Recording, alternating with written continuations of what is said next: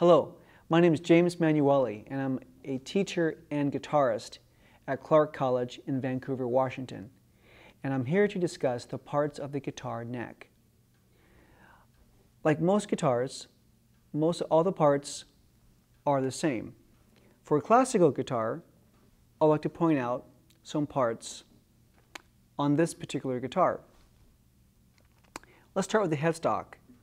Of course, the top portion of the guitar that holds the keys is called the headstock. The keys on a classical guitar have rollers, and they are inserted in the sides of the headstock, and they fit very tightly with the diameter of the holes that are drilled in the headstock. The outer portion here, like these tuning knobs, are the knobs that you tune the strings with.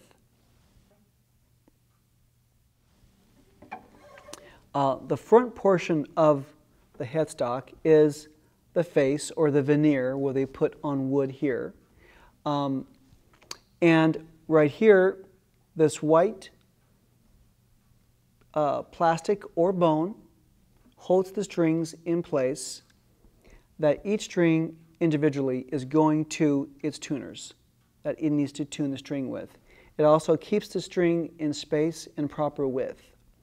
The top portion of the neck here, you see, this black piece of wood is ebony. Some guitars will use rosewood as well. On top of the fingerboard, you have the frets. The frets are designed and placed just properly for good intonation and frequency for the guitar, for the overtones.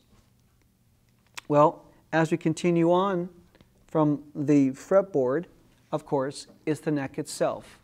The neck itself is always joined, of course, to the body of the instrument in many different ways. On a classical, this is a very Spanish, what they call a Spanish heel. Very typical for a classical guitar to be joined from the body to the neck. As the neck goes up, there is a seam here. So the neck here is actually glued to the headstock.